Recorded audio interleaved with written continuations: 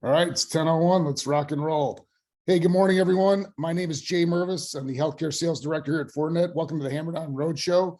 We're going to put the hammer down and the pedal to the metal and talk trends, tech, and tunes. Today, my guest is Les Brown, the CTO of Self Regional in scenic Greenwood, South Carolina, one of my all-time favorite people in the business. One of my favorite organizations to work with. Learned a lot. Have had a relationship with Self Regional since summer of 2005 when we launched healthcare vertical at my old employer.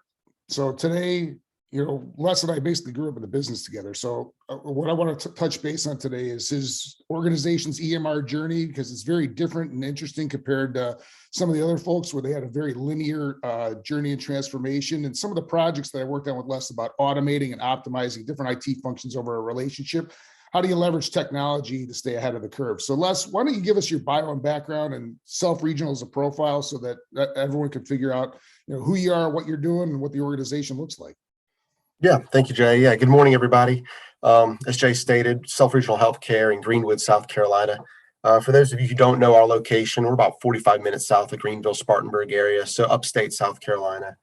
Serve a very rural patient population, not only here in Greenwood County, but in the surrounding counties, some of which are extremely rural with limited health care. I've been at Self Regional Healthcare for about 22 years. I grew up on the technology side of the house.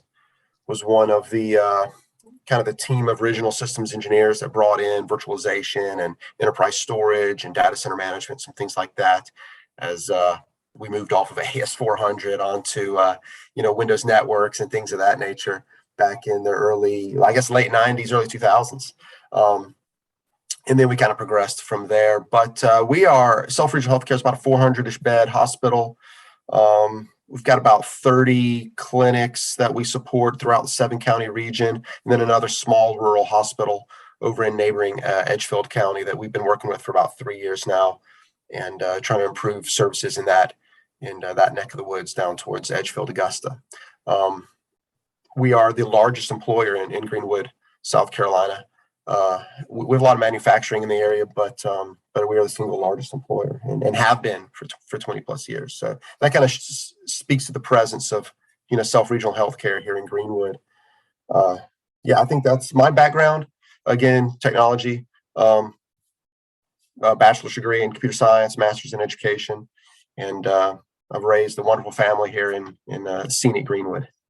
I normally open up with, you're looking live, Brent Musburger tribute, but scenic Greenwood, South Carolina is the Keith Jackson, where every time I drive out there, people are like, where are you going? I'm like, I'm going to Self Regional in scenic Greenwood, South Carolina, because it is beautiful down there. You guys have Lake Greenwood, great place. I love going. You guys have a unique vibe, great downtown, good people. Yep. And you're doing great things for the community, right? So some of the things that are going on, let's hit the trends, right? EMR, what the self journey has been over the past 6 or 7 years, because to me, because I've covered everybody from the largest provider of the Southeast to places smaller than yours, Les. And to me, your journey is super, super interesting on what you've gone through, right? So let's talk on the trend of your EMR journey, how your team has leveraged technology partners and success to overcome the resource constraints and the deadlines and the organizational challenges, because you don't have anything different than the large providers with patient satisfaction, employee satisfaction. We joke one time, you're like, yeah, we're at 99%. We don't need to improve employee satisfaction. Acquisitions, we talk about Edgefield Hospital in dealing with the threat landscapes. All of those are no different than the large organizations that we interface with from my side. So why don't you talk about your EMR journey from, I don't know, call it 10 years ago, 12 years ago to today? Sure. Yeah. So if you go back to the early days of EHR and how we kind of started down that path, we were a heavy McKesson shop. And I don't even know much about McKesson back in the day. They're now kind of Change Healthcare and a couple other entities, but they grew through acquisition. So as the EHR landscape grew, they bought up smaller companies and added, various EHR modules onto that, be it PACS or what have you. And they kind of pieced all that together in a couple different packages. Clinicals, that's what they called it back in the day, and STAR being their PM system and their AR system, things like that. And they just continued to grow and morph. And they were pretty popular among mid-sized hospitals like ourselves. When we started purchasing practices. So, I mean, that probably goes back, what, 10, 12 years ago. I mean, when that started happening throughout the industry, not just here at Self Regional, we started to look at different vendors in that space, and ultimately with Allscripts, which kind of exploded here in Greenwood, because not only did we deploy Allscripts for all of our own practices, but we went down the path of hosting it for some of those community practices that weren't necessarily joining the Self Regional fold, but were close affiliates. And we probably hosted 6 or 7 of those, and I think at our peak we were running 9 or 10 Allscripts databases. So on top of that, with McKesson, that's where we were for years. We sat there for years as continued to grow as an organization and acquire more practices, and that's kind of where we went. Well, McKesson started looking at a different path probably 7-ish, 8 years ago, and they purchased Paragon, which was a more inclusive EHR system. It wasn't so module based, and they were starting to look at moving organizations of our size to Paragon. We kind of decided to go down that path. But at the same time, you started seeing the Epics and the Cerners of the world start to emerge out of the landscape. So about that time, we decided we wanted out of the hosting business with Allscripts. We were seeing people go their own way. It's a lot of work for little reward. I mean, just to be honest. So it certainly benefited the affiliated practices that we were hosting for. But we weren't getting a lot of, there was no real return on investment in that for us. So we started kind of bowing out of that game. And, we started looking at what we could do as a health system to have a single EMR. Because, and even outside of our health system with some of our affiliates, but you've got all these disjointed EMRs, and you know how that is, right? You're just moving data all around. And successfully, unsuccessfully, more government regulations were coming down as to how you had to have these integrated EHRs and get data up to the state and the federal level. And that became more and more challenging with all the EHRs we were managing. So again, we had signed with McKesson to continue down their path of Paragon, but we started really looking at the market, and Epic and the Cerners of the world were pretty, they were enticing, but there's a price tag with that. I mean, we're a rural single hospital, and at the time, Epic, they were the big dogs on the block, and they were unashamed of their cost structure, and really didn't work in our space. So they had a thing called a Community Connect platform in which you could tag on to a larger organization running Epic and be kind of part of their implementation. And they were also at that time kind of toying. This was probably 6-7 years ago with hosting. One of our neighbors, the North Spartanburg, went with a hosted model around this time, and I think they were 3rd in the nation. So they were very much in their infancy of hosting for clients at that point. And after the dust settled, we did a huge cost analysis of staying with McKesson, Paragon, looking at Cerner, looking at Epic on our own, or doing a Community Connect. We ultimately decided to do a Community Connect with a larger healthcare system. And that allowed for a much cheaper implementation. You didn't have to staff at the levels you would have if you were a full Epic shop. And you were just kind of along for the ride. It also allowed for a shared medical record with the hosting entity. Obviously, being in our geographical location with limited services, we've got referral paths to some large facilities within the state, and sharing records with them, having that unified EHR with them allowed for that medical record to be just transparent up our referral path. So there were some real patient benefits to that. That combined with the cost, we ultimately decided to go Community Connect. Went through major conversion projects. I've been through, 20, 30, maybe more conversion projects in my life. It's an ongoing thing. I'm doing more today. It never kind of ends. I mean, we converted 9 Allscripts databases, our McKesson solutions and everything, all of that data into Epic on base. And we went down that path. We went live with ambulatory first. About a year and a half later, went live with acute. And we finally had that unified EHR that we'd always wanted.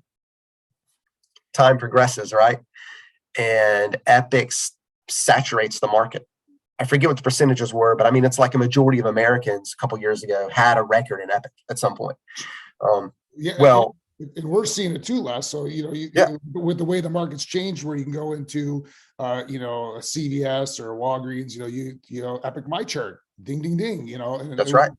I'm in Charlotte, I would guess the state, North and South Carolina is probably 85% Epic, maybe more from an analysis perspective. So, Question.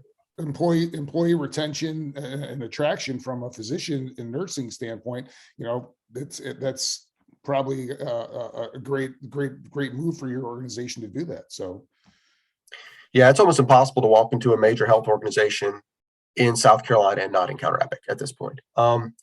Well, what happens when you saturate the market? You got to find a new market. So what did Epic start doing, right? They started going downstream and saying, well, maybe we do need to work with these mid-size hospitals or these large health clinics, and things of that nature. Because we've got all the big players. Let's start generating more revenue, right? So they really went down the path of the hosted model. And because they started to really invest in that and get more and more customers on it, it drove their prices down to where it was very competitive with the Community Connect model. And I've seen them start to pull away from Community Connect to a degree because it's difficult to support and it leaves the hosted partner at a very big disadvantage because to a degree, you're just along for the ride with whatever the host is doing. If they're implementing a module, then you get the module. If they're not and they don't want to invest in it, you're kind of stuck. And we had our own Epic builders and we had some autonomy, but not enough. So about a year and a half ago, maybe a little bit longer, we terminated our Community Connect contract terminated. And for about a year, we worked on separating and becoming our own Epic fully hosted entity. It was about a year-long project. Last October was a go live and we became our own Epic entity. Luckily, it wasn't a full rebuild, obviously, because we had some things in place. We were able to transition a lot of that. And we've been on our own as a fully hosted Epic customer since October of that time, and as well as OnBase, which kind of goes alongside Epic for document storage. We went fully hosted there. And that hosted model, which of course we're seeing across the industry, allows for a lot larger support presence from the host. I mean, you think back to the days of full-time Citrix admins and things of that nature. While I still need that skill set, I'm not managing the Citrix farm, for lack of a better term, that presents Epic to us, right? We pay hosting for that, and that's kind of wrapped into those licensing fees every year. So you're moving some of your resources per se, I guess, offsite to the hosts, but at the same time, technology shifts here, at the ground level, and you're not losing any staff. Everybody's always been worried since as long as I've been in the industry about outsourcing IT, and we're seeing a little bit of that with the cloud, but it isn't resulting in reduced work staff because your responsibilities just shift, and how you manage things and what you do just kind of shifts with the game, and as long as your team members are willing to adapt and shift, then it works out for everybody. And a lot of people in IT are, right? That's one of the things we all love is that we get new challenges every day. We get to keep learning. We're not doing the same thing every day. I mean, I ask my employees, what does you love about your job? And they always say that. Nobody ever fails to say that. They want to learn and they want to keep growing. And we certainly have that opportunity here in IT. I think that's a good synopsis, though, of kind of that EHR journey and what we've gone through over the last 10 to 12 years. I'd like for that to be the last EHR I ever implement. I'll be honest about that. Well, doing some minor upgrades, that would potentially be that, like the optimal, like, hey, we're going to provide better patient care. It's going to make our workflows more efficient because that's what it's all about, right? So some of our best conversations were not in the meeting, but it was the ad hoc time talking about how do we automate this. If we were doing in a different environment, we would never be managing all these like databases because, why would we do this? Nobody else would have these 40 different things to go and provide care in all these different places. We'd have a unified platform, like you talk about referrals for advanced services and those types of things to drive better patient care, right? And that's a great transition over to the tech side of this, Les. So, it's very different than 10 years ago. I sat side by side with you. I was jack of all trades, master of none. And we talked about, hosted and SaaS applications like Office 365 and those kind of things. And now, the circuit maturity and the government investment, as well as the private sector investment to get services out to your neck of the woods with rural health. I had the fortune of, partnering with you on a variety of these projects, and I didn't win everything either. So how are you leveraging technology to automate IT functions to enable the business, like with Fortinet or with a Microsoft, because those things are the core underpinning technology to drive the outcomes and results. Sure, no, that's a good question. The landscape certainly changed. I mean, we used to have two fully fleshed out data centers. I mean, full rooms of servers, and that's gone now, right? I mean, your server rooms have reduced to a very small footprint, and even now, though the horsepower behind maybe your virtualization platform is a lot larger, you're seeing that shrink too. So even your virtual data center shrink as more and more solutions move out to the cloud. But you brought up like Microsoft, which is a good example because, and that speaks a little bit to how I've seen shifting landscapes. I think we used to back in the day have like a guy that spent half his time doing Exchange administration. Now I've got 2 to 3 to 4 full-time people that do nothing but Microsoft solutions because, yeah, you got to out of your data center with Office 365, but it exploded in capabilities and cost. And when you're going to invest that kind of money into a solution, you really want to make sure you're getting your money out of it, right? I mean, you really want to make sure you're using the pieces and portions to their fullest extent so that you're getting a return on that investment, because it's really hard to show return on investment from a financial standpoint in IT. But if I can show it from a, hey, this is the impact it's having on patient care, or the impact it's having on, team member satisfaction, et cetera, that's where your ROI comes in. And even from a patient care, it's like you immediately think of EHR, but Office 365 and some of your business apps, they have such a meaningful impact on your clinicians throughout the day, their ability to communicate quickly and efficiently, and things that it leads into their ability to spend more time doing patient care. And that's where you see some of those tools come in that you don't traditionally think of as being patient centric, but they're having such an impact on the clinicians, and they're making their day a lot easier, that it does impact patient care. I talked to the guys on the help desk a lot. You get a call on the help desk about my mouse is broken, and you're thinking that's not, to that person, that might be the most important thing at that moment so they can provide patient care. And it seems like such a small thing, but that's something we kind of drive, is that everything we do here, that's the root solution we're trying to get to, is improve patient care. As far as like automation and some of the things we've done there, I'm big about letting our team members work to their highest credential, right? If I've got a systems engineer that's an expert in virtualization and Citrix administration and all this, is his time best spent, giving folder permissions, or, I don't know, moving files and doing these small tasks that really anybody can do. And that's where we really look at opportunities to either push the work downstream to a lower cost team member, or look for automation. I mean, right? And put things in place like account creation and doing integration with your HRIS system, so that when you hire a new employee, it generates, an automated script or what have you that creates that AD account. And well, we know all team members need email, and all of that just kind of automatically happens behind the scenes due to the automation we've set up. So we're not burning man hours doing tasks that can be automated and that we know have to happen. And we're constantly looking for those opportunities, right? And that then allows your team members to work to their highest skill set and spend time doing the things that they need to do and that they want to do and that they love to do. I want my team members to come to work and enjoy what they're doing every day. Oh, totally. So, and it's interesting too, because I know most of the team and the profile of the people, because the organic growth, and there's so many people that have left or retired.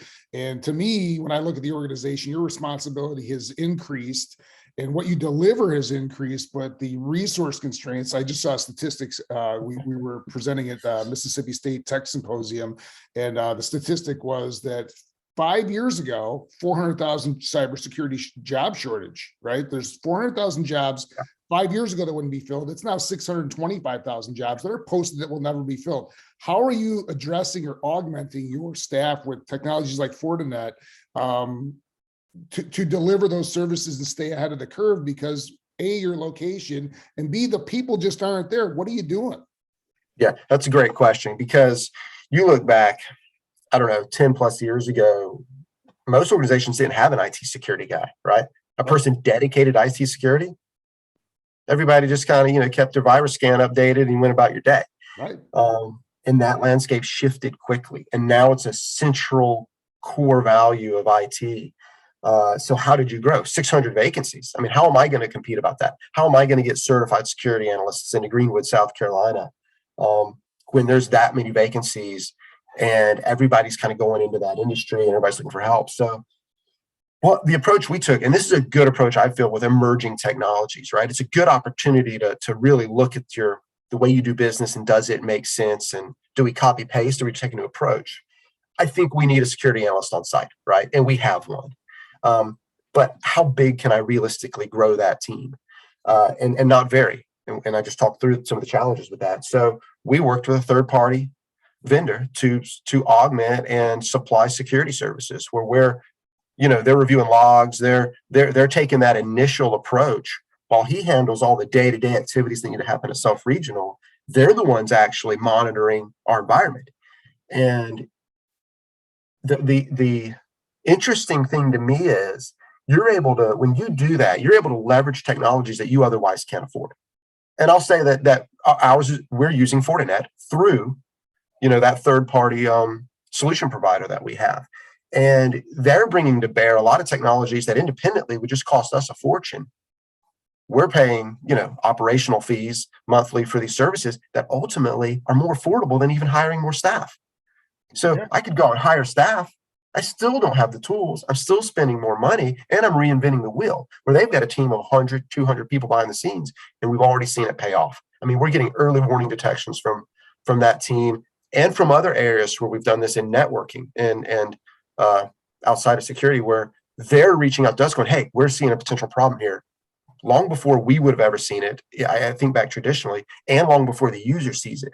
And when you see that working and you're able to head those problems off, that's really when the rubber hits the road, and it was worth the investment to go that route. I just can't imagine a shop of our size trying to stand up full security services today. The expense, the headache, when there's teams of experts out there that are already doing it at a fraction of the cost delivered to me. And then when you just see those positive reactions out of that, it's just, it's a big boon to us. We've recently headed down the road with networking. We've not really grown our networking team. It's a small team. Same crew, more responsibility. Right? Same crew, yeah. Hey, the campus keeps growing. Your networking. I spoke to the data center shrinking earlier. The only thing that's going to be left in your data center one day is storage and networking. Realistically, networking is becoming more complex, more important. Your wireless devices have exploded in hospitals, right? Exploded. Everything. You got clinical communications, you got cows, you got laptops, you got you name it. Guess wireless is a public utility. So, I mean, you don't want half of your biomed devices, your IV pumps. Connected medical has been the number one topic that we talk to customers and in forums about. So you're spot on. We've talked about it at least 5 times. So with a small team, and we said, how do we, you get that call in the middle of the night, user says, hey, this area of the hospitals, there's no network connectivity. Now you're playing catch up. So same concept. How do we get ahead of that without having 24/7 coverage? And we went down the same path we did with security. And, we contracted with a third party. They're doing all of our monitoring. We've already seen some payoffs where they're reaching out to us before the customer's even aware, before we would have been aware, and saying, hey, we're seeing a potential problem here, seeing some issues. Let's jump on a call, get this resolved before it makes a clinical impact. It's interesting. I used to think the most important app in a hospital was the EHR, maybe email, right? Turns out it's not. It's your phones. Communications go down in a hospital, and you can't do business. And with all of that now, that's all on your network. Half of that's going cloud-based. It's just vitally important that we monitor our network 24/7, not only with just automation and services doing that, but with real people behind the scenes that can react quickly and have the permissions and the authority to make the changes to keep our environment up. Yeah, so that's a great approach, and you don't have any different problems than a 12, $15 billion health system. They have infinite money, infinite resources. They can just keep hiring people. It's an attractive place to put on your resume. They have great culture, whatever. But like you said, you got your main analyst on site, and if you're augmenting, that definitely gives you the force multiplier with getting ahead. And one of the things you alluded to, Les, which is going to transition to my next question, is when I was a partner, and I'm still a partner with Self Regional, you always held you and very few people held accountable to the reseller, the OEMs. Like, when I buy this, we need to have 90% adoption. So the approach of taking an MSSP and leveraging, new technology, we see a huge challenge with customers that are best of breed. They've got hundreds of different things, whether it's in security or networking or whatever, new tools. They adopt the 10%, and then you've got like 800 budget line items. You're like, what am I paying for? So that's a great approach. This is my next question. My dealings with you, like I just talked about, you've always been remarkable within the project of being on budget and on time to some, we talk about arbitrary deadlines, or, this is the flag in the sand so we can drive toward it, which is cool. But more often than not, bring that high level of discipline within a project. What would you share with anyone going through this EMR journey? Because yours was much more complex than one or two EMRs to convert into Cerner or an Epic or an Allscripts.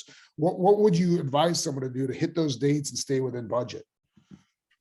I'll start with the budget. The budget, I alluded to this earlier, right? All of this is very expensive. And if you're going to spend the money, and I used Office as an example, but if you're going to spend the money, you need to get the value out of it, because you're not saving any money. Right? You can't, I challenge anybody moving to Epic to show me a financial ROI where you ended up saving money. But that's not the ultimate goal. The ultimate goal is to provide a better patient and physician and provider experience. So that's really where you've got to work your ROI.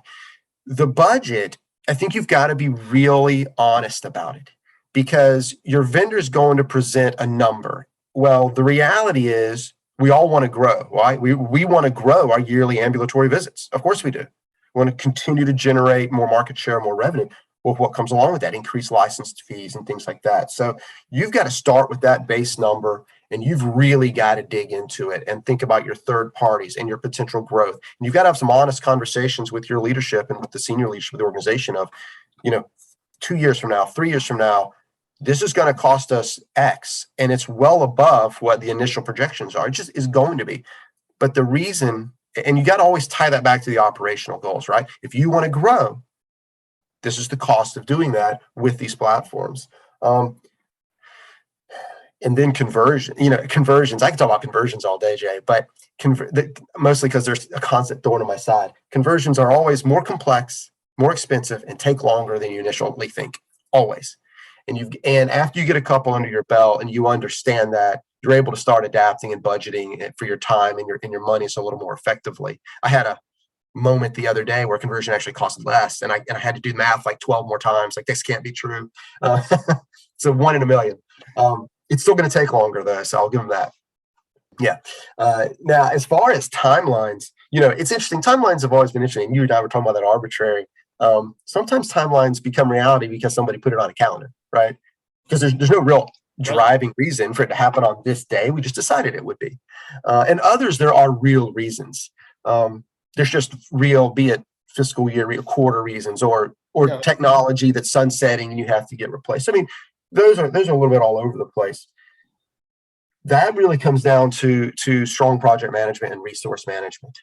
Something we do, because I can't continually grow the staff, is if we've got a project coming up and we want to augment staff with consulting, we really put a strong statement of work together for that consultant, so that when I go to my leadership and say, I'm going to need this guy for 90 days, he's going to do this, this, this, this, and this. And then at the end of those 90 days, I'm not going to wait for my leader to ask and go, hey, how'd that go? I'm going to present, hey, here's what he did. Maybe he got it all done. Maybe he only got 80% done, but I'm going to report on that consultant. This was the return on the investment we got for the monies we spent there. You know what that's done for me? Next time I go for a consultant, it's a lot smaller conversation around how are you going to use him? Do you need him? Because he knows I'm going to present the task list or the statement of work of what the person's going to do, the time frame, and he knows he's going to get a report at the end as to whether or not we were effective in that engagement. And if we weren't, why was it? Was it just a poor consultant? Was it our approach? Gives us an opportunity to kind of reevaluate. Because at the end of the year, you can look back and realize you spent a fortune on consultants. What'd you get for that money? A lot of people can't tell you. A lot of people don't know where that couple $1 million in consulting went. Well, they helped us implement Epic, or they helped us get this off the ground, whatever.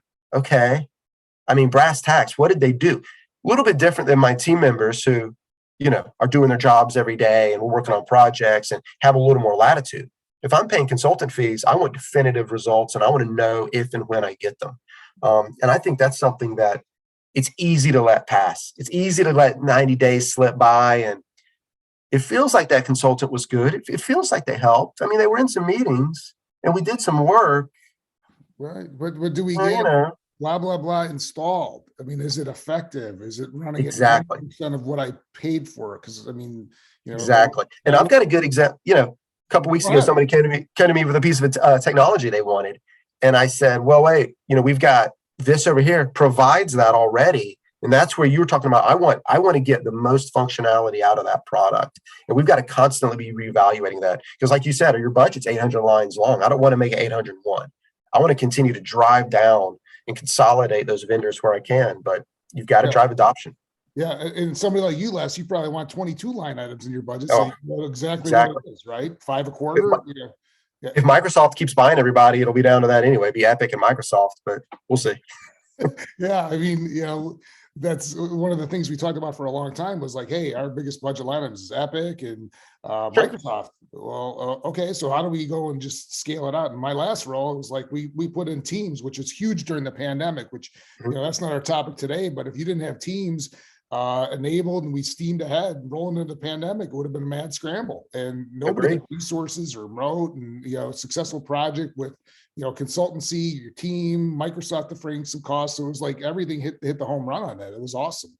So great summary on the journey. And I always appreciate it because there's many folks that they buy stuff and it just doesn't get implemented. And that's disappointing to me on the partner side, right? So we want you to be 100% like from a cybersecurity and networking perspective, we want you to optimize your environment. We want you to have, whether it's radiology services, whether it's, security, defense in depth, and Fortinet's one of your 5 key partners. We want to be higher on the roster list. Maybe won't be as expensive as Microsoft, but we want to be higher on the roster list. And we're doing that through an MSSP. So those are great things. Let's transition over to tunes. Since you're the guest, who are we going to talk about today? I think we're going to talk about Jimmy Buffett, Jay. So how do you get Jimmy Buffett to tie into the EMR journey? Just so you know, Les, my 150, songs or tunes, I've got everything that you could crash a car to. So you maybe, our relationship has always been intellectually stimulating. I had to go to Troy Amon, our field CISO, and get a couple tunes from him to figure out how that's going to tie into the EMR journey. And I've got some winners for you, but you take the first song on your EMR journey with Jimmy Buffett. Why do you like Jimmy Buffett so much first? I like him because of his chill approach to life, right? I mean, Jimmy Buffett's all about just kind of seizing the moment and getting the most out of that day and moment. And I just, you can't be in a bad mood listening to Jimmy Buffett, right? And I'm a beach guy. You got mountain people. I like to be at the beach. One of his albums, his earlier album, and a song associated was Changes in Latitudes, Changes in Attitudes. And if that hasn't happened in my EHR journey of the last 10 years, I mean, we've changed latitudes many times. And with that has to come some attitude changes, right? I mean, you look at the pandemic, like you were saying, when everybody shifted to working from home and all of a sudden now I've got full-time staff members that live in Ohio and don't even live in Greenwood, South Carolina.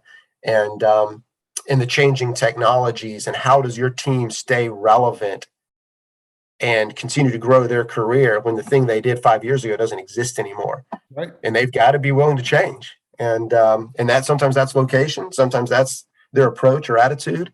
And that's kind of my tie-in. And if they can do that with a chill vibe, then hey, all the better, right? So the song that I dug up, which ties into this one, is Migration. So I went through the whole Jimmy Buffett roster and I said, I got a couple of wild cards here. I'll take Migration first. It's got a good vibe. And one of the themes in Migration with Jimmy Buffett is how did I ever get here? And that's how that one rolls. I got a second one, unless you've got a second one. No, I'd like to hear it. So my second one is Volcano. Oh yeah. Volcano covers, I don't know where I'm gonna go. In some of That's these conversions, like we go on the History Channel and think back to where we were in the first time. I remember doing all these things. You talk about servers. I sold you all those damn servers. So at the beginning, hey, I was a great server guy and I had to adapt too, but I don't know where I'm going to go. We didn't know what any of this was going to look like, right. 10, 12 years ago. So it's wild. I don't know Yeah. what else you have on your list. No, we still don't know where it's going to go. I mean, you think you do, but there's so many emerging technologies and such a changing landscape. So another one I had was Cheeseburger in Paradise, right? When he orders this cheeseburger, he knows what he wants on it, and he wants all these different condiments and all these things to go with it. And I kind of aligned that with, again, getting the biggest value out of your buck, right? He's going to pay the same amount of money for the cheeseburger regardless of what's on it, but he wants all this stuff on it and he wants to get the most utilization out of that burger. And I'm a burger fan. I mean, I'm grilling some burgers tonight, coincidentally. And it's the same thing with all the solutions you're purchasing, right? I mean, you want to get the biggest bang for your buck out of those and really enjoy them. So, yeah. That was Troy's number one on his list to me that would tie to the EMR. So I knew you guys were wired. There you go. There you go. We always do a cover. So I'm going to take the cover. Brown-eyed girl. And the reason I like the cover in the EMR Journey scenario is the first ones I started doing with customers was like 2010, 2011. And it was like, nobody knew what they were doing, but anybody that does a great cover, and there's tons of them out there. I could pick one from all my favorite bands, but Brown-eyed girl is always a good song. I'm a beach guy too, great tune, but that cover encapsulates for me in the EMR journey. You're allowed to copy something that works well from a best practices perspective. So we're not like trying to reinvent the wheel. Maybe we'll modify some of the best practices, but that's why we sat down a lot. You're like, hey, with your experience, you're talking to all these other people. What are they doing? Here's what, and you were like, well, this is how I would do it. Sometimes your approach was way better, and you grab something from mine, like Jimmy Buffett does his Brown-eyed girl very differently than Van Morrison did. That's right. It's the same framework, both great songs, and that's how it rolls. No, that's a good point. I like that. You got anything else on the Jimmy Buffett track? No, I think I'm good. All right. So, hey, Les, thanks so much for being on the Hammerdown Roadshow today on the webinar series, episode 2. Very enjoyable to have you on. Look forward to continuing the partnership through the rest of our career. Reach out, anybody that attended. If you want to discuss further, reach out to me here. We'll connect you up with Les. Thanks for joining the webinar. Next week, or May 13th, I'll have Chris Black from Worldwide Technology to discuss ransomware and some of the stuff we're doing with their firm. It's going to be a great webinar. But Les, thanks for coming on. Have a great weekend, and we'll be in touch. Yeah, thanks, Jay. Thanks, everybody. See ya.